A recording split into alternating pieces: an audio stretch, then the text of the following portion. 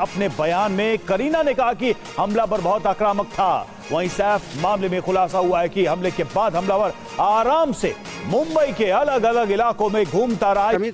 सलवार पहन के पूरा एकदम बिल्कुल खून से लदा हुआ, बिल्कुल रेड कलर का पूरा दिख रहा वाइट वाइट। 16 जनवरी की रात में जो सैफ अली खान के घर के अंदर घुसकर हमला किया गया था, तो उस मामले में सैफ अली खान की वाइफ करीना कपूर ने अपना पुलिस में बयान दर्ज कराया है। तो चलिए वो बयान देखते हैं कि करीना कपूर ने क्या बयान दर्ज कराया है अपना, और अलग अलग न्यूज़ चैनल क्या कह रहे हैं इस बारे में, वो सारी वीडियोस भी देखते हैं। तो और मुंबई पुलिस इस बारे में क्या कह रही है, तो चलिए देखते हैं सभी चैनल्स की रिपोर्ट कि क्या इस बारे में और न्यूज़ चैनल कह रहे हैं। तो चलिए इस वीडियो को शुरू करते हैं। उन्होंने बताया कि बेसिकली उस बिल्डिंग में 11वीं और 12वीं फ्लोर पे इनके घर हैं। तो जब सैफ और करीना कमरे में दाखिल हुए शोर सुन के, तो उन्होंने सैफ ने पहले जितनी वहाँ पे महिलाएं और बच्चे थे, मतलब नानी और करीना वगैरह और जो उनके बच्चे थे, उन्हें 12वीं फ्लोर पर भेजा। उसके बाद सैफ और जो हमलावर था वो अकेले बचे और उनके बीच में पूरी झड़प हुई और फिर उसने 6 बार अटैक किया सैफ के ऊपर। और उन्होंने बताया कि जहांगीर की तरफ वो बढ़ा था, उनके बेटे की तरफ, तभी सैफ बीच में आ गए थे। और एक चीज़ बताई कि बहुत अग्रेसिव था आरोपी, और 35 से 40 के बीच में उसकी उम्र, उसे देखने को लग रहा था कि इस बीच की उसकी उम्र होगी।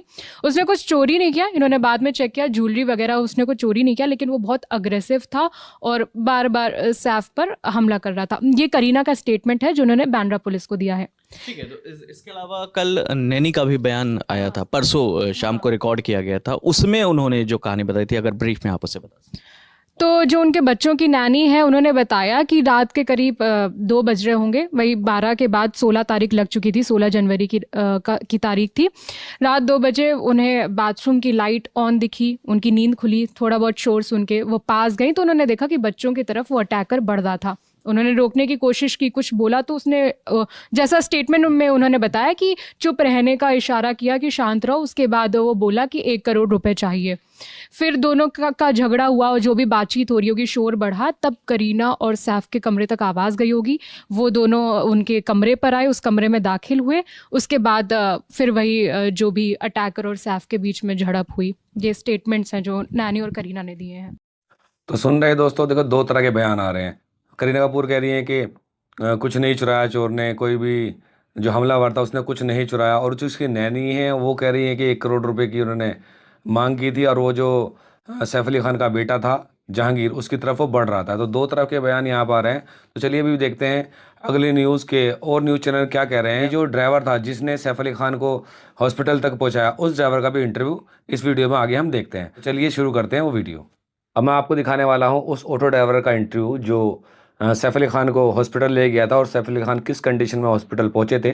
तो चलिए उस ऑटो ड्राइवर का इंटरव्यू देखते हैं। चलिए शुरू करते हैं।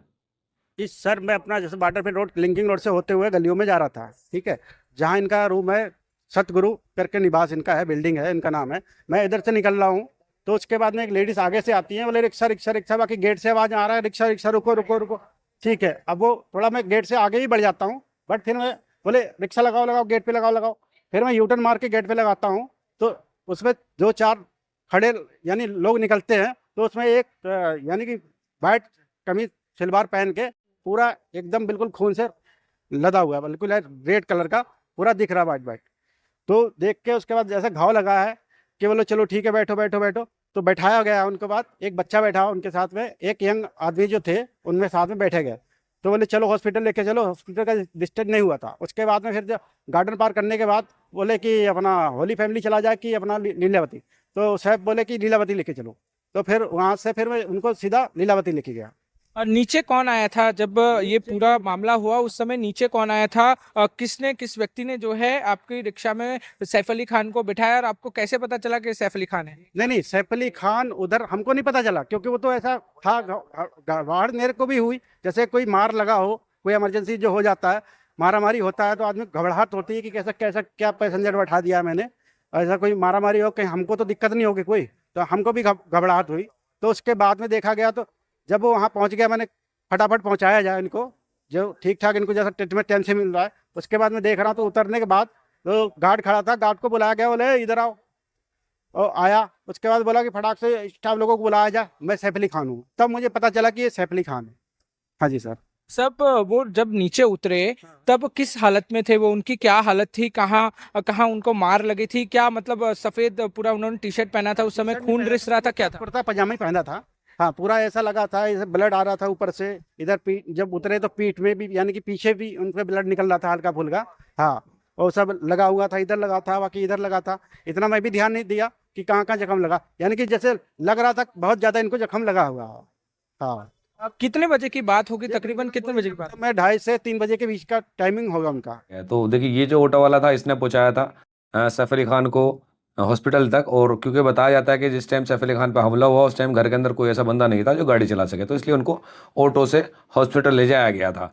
और चलिए अब हम देखते हैं एक और रिपोर्ट मैं दिखाता हूं आपको, जिसमें दिखाया जा रहा है कि जो संदिग्ध है, जो हमलावर है, वो मुंबई की गलियों में घूम रहा था, बाजार के अंदर घूम रहा था। तो चलिए वो वाला इंटरव्यू में दिखाता हूँ, वाली वीडियो दिखाता हूँ। तो चलिए वो वाली वीडियो शुरू करते हैं। वहीं सैफ मामले में खुलासा हुआ है कि हमले के बाद हमलावर आराम से मुंबई के अलग अलग इलाकों में घूमता रहा। ये तमाम जानकारियां सामने आ रही हैं और भी बहुत सारे नए नए सबूत सामने आए, नई नई लीड सामने आई है, जिसको जोड़कर, जिन कड़ियों को जोड़कर पुलिस इस पूरे मामले की जांच कर रही है। लेकिन सबसे बड़ा सवाल यही है कि हमलावर इस वक्त कहां है, पुलिस की गिरफ्त से वो बाहर क्यों है, इरादा क्या था चाकूबाज का। देखिए जो बयान सामने आया, करीना कपूर का बयान कि घर से कोई सामान उसने नहीं चुराया। अब सवाल ये कि क्या सैफ पर हमला करना ही उसका मकसद था? अगर उसका मकसद चोरी करना नहीं था, ज्वेलरी सामने ही रखी हुई थी, ये करीना ने अपने बयान में कहा, तो क्या किसी बदले के इरादे से वो व्यक्ति घुसा था? इससे सवाल ये उठता है। और आरोपी बहुत गुस्से में था, बहुत एग्रेसिव था। तो सवाल ये कि क्या सैफ से कोई निजी रंजिश थी, उसकी कोई निजी दुश्मनी थी, इस वजह से उसने हमला किया? और करीना ने अपने बयान में कहा कि परिवार 12वीं मंजिल में जाने में सफल हुआ। तो सवाल यह कि क्या अकेला हमलावर स्टाफ पर भारी पड़ा? सवाल बहुत सारे उठ रहे हैं। करीना का जो बयान आया है उसके बाद एक नई थियोरी ही सामने आ रही है कि हमलावर का मोटिव क्या था, क्योंकि मोटिव को लेकर पहले जो उनके घर में काम करने वाले स्टाफ थे, खासकर वो जो महिला थी, उसके बयान में यह सामने आया कि वो पैसे के लिए घर में घुसा था, चोरी के इरादे से, पैसे वसूलने के इरादे से घुसा था। लेकिन करीना के इस बयान से कई सारे नए सवाल भी उठ रहे हैं। 16 तारीख की सुबह दादर में दिखा हमलावर और फुटपाथ पर टहलते हुए यह हमलावर नजर आया। दादर रेलवे स्टेशन की तरफ जाता दिखा यह हमलावर।